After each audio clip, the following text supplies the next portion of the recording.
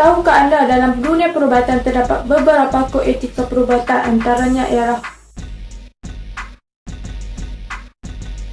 yang pertama, mengamalkan profesi perubatan dengan penuh kesedaran dan bermaruah. Yang kedua, tidak membenarkan agama, budaya, fahaman politik dan kedudukan sosial mengganggu tanggungjawab kepada pesakit. Yang ketiga, memastikan kesihatan pesakit merupakan pertimbangan utama.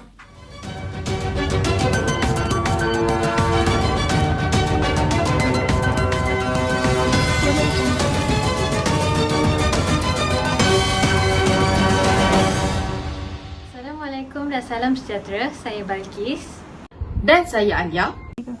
Kami dari Berita C3. Dengan kemajuan pendidikan sains perubatan, wujud pengetahuan bukan sahaja dari segi penyakit dan rawatan, malah meningkatkan keupayaan pesakit untuk membuat keputusan mengenai kaedah rawatan. Kegagalan dalam mendiagnosis penyakit dan rawatan pemulihan yang dikatakan berpunca daripada kekurangan kepakaran akan menyebabkan seorang pegawai perubatan berhadapan dengan litigasi di mahkamah.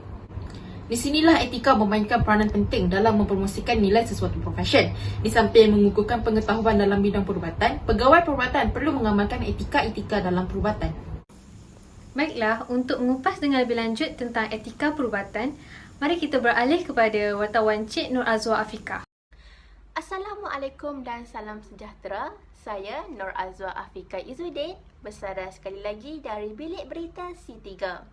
Bersama saya pada hari ini yang berbahagia Dr. Aimee Shahira Ismail Sharzi, pakar perubatan dari Unit Kecemasan dan Trauma Hospital Sungai Buloh.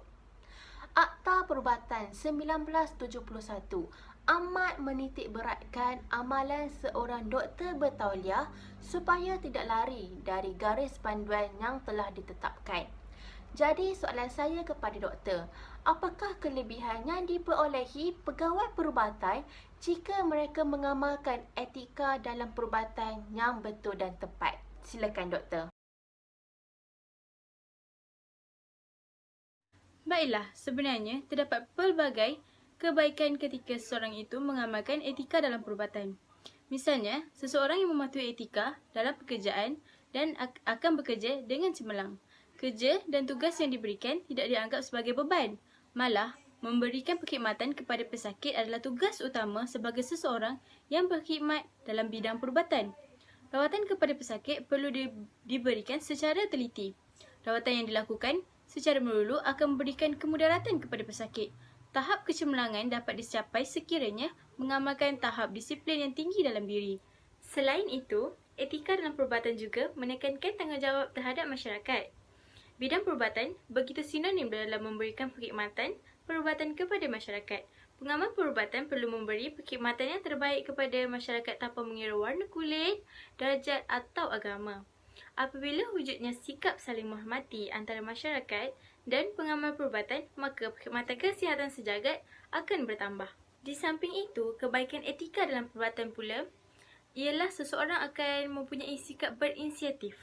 Pekerja yang mempunyai sikap berinisiatif ini merupakan seorang yang bekerja secara rela tanpa ada paksaan. Suatu kerja itu perlu dilakukan dengan tekun, teliti untuk mengelakkan berlakunya kesilapan. Seorang yang bekerja dalam perubatan perlu sedaya upaya menghindarkan diri dari melakukan kesilapan. Bidang perubatan merupakan bidang yang berisiko kerana melibatkan kesihatan dan nyawa seseorang. Rawatan kepada pesakit tidak boleh diberikan secara sembrono sahaja. Mereka perlu mematuhi peraturan dan bertanggungjawab kepada pesakit. Seterusnya, akhlak merupakan teras pembentukan etika kerja profesional. Etika perubatan Islam sangat menekankan kepentingan berakhlak dalam pekerjaan. Sebagai contoh, seorang doktor perlu menitik beratkan hubungan dengan Tuhan, perwatakan yang mulia dan menjaga hubungan baik sesama doktor dan pesakit. Oleh itu, akhlak mulia yang dimiliki oleh seseorang pekerja merupakan lambang ketinggian peribadi dan kualiti individu terbabit. Baiklah, di dalam pekerjaan juga, sifat jujur juga adalah dapat membentuk hubungan yang sihat antara majikan, rakan sejawat serta pesakit yang berurusan di hospital. Sifat jujur dapat membendung segala perasaan syak wasangka dan tipu daya dalam pekerjaan. Contohnya, Sifat tidak jujur seperti ponteng kerja memberi perspektif buruk kepada masyarakat. Oleh itu, sebagai pengamal perubatan, imej yang baik perlulah ditonjol. Sekiranya etika dalam perubatan diamalkan, maka tidak timbul laporan yang tidak menyenangkan. Terima kasih diucapkan kepada Dr. Aimi atas penjelasan yang begitu padat sebentar tadi. Kembali ke Seri Pentas. Terima kasih wartawan lokasi atas laporan sebentar tadi. Kita telah pun didedahkan dengan kebaikan etika perubatan. Jadi kita akan teruskan dengan keburukan etika perubatan menerusi segmen Bangkit Isu bersama Shelwina Robin. Silakan Shelwina.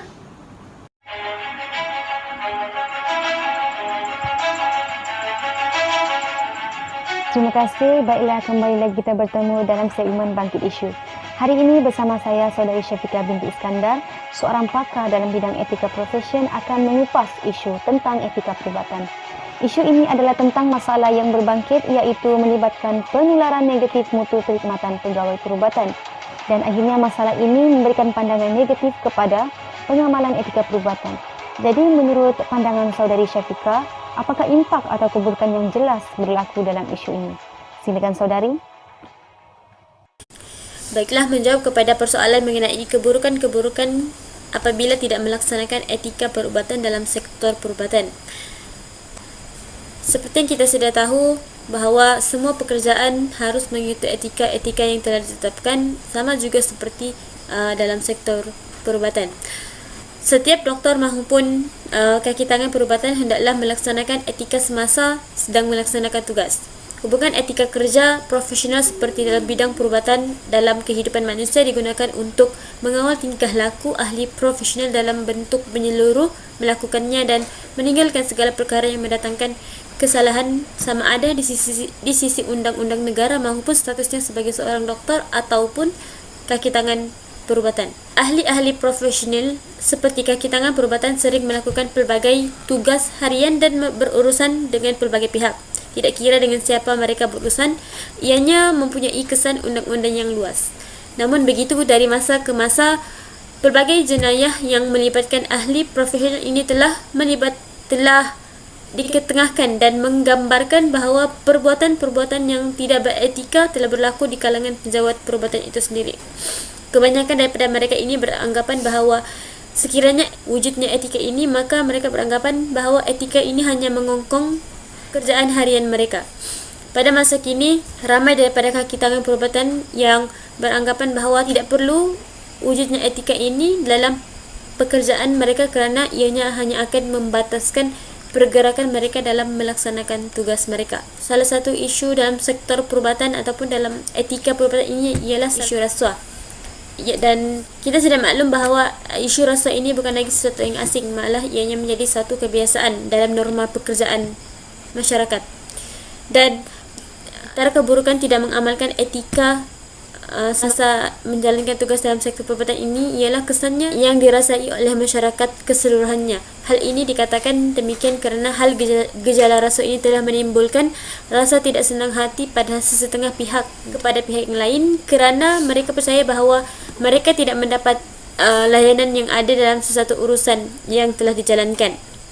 Di samping itu, sesebuah institusi perubatan pastinya akan terjejas ataupun profesionalisme perubatan itu akan terjejas kerana etika-etika yang tidak dipatuhi oleh kaki tangan ataupun pegawai perubatan itu sendiri. Terima kasih Syafiqah atas penerangan yang jelas diberikan. Baiklah, sekian saja kupasan isu pada hari ini. Bersama saya, Shelwina binti Robin Abdul dalam segmen Bangkit Isu. Assalamualaikum. Terima kasih Shelwina untuk laporan bangkit isu itu tadi. Jadi kita mulakan dengan rumusan etika perubatan.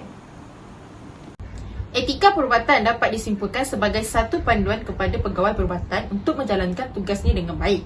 Selain daripada menekankan kebertanggungjawabaan dalam profesi ini, mereka tidak boleh mengetepikan aspek penting yang lain seperti keselamatan, kesihatan dan kebajikan anggota masyarakat. Selain itu, pegawai perubatan yang terlibat dalam profesi ini juga perlu memastikan kesihatan pesakit sebagai pertimbangan yang utama. Kesedaran ini perlu bagi memastikan anggota masyarakat mendapat rawatan yang sebaiknya. Oleh hal yang demikian, individu yang terlibat dalam sektor perubatan ini perlu untuk mengetahui dan memahami kod kelakuan atau etika profesion serta menerapkannya sepanjang hayat. Sekian sahaja berita C3. Terima kasih.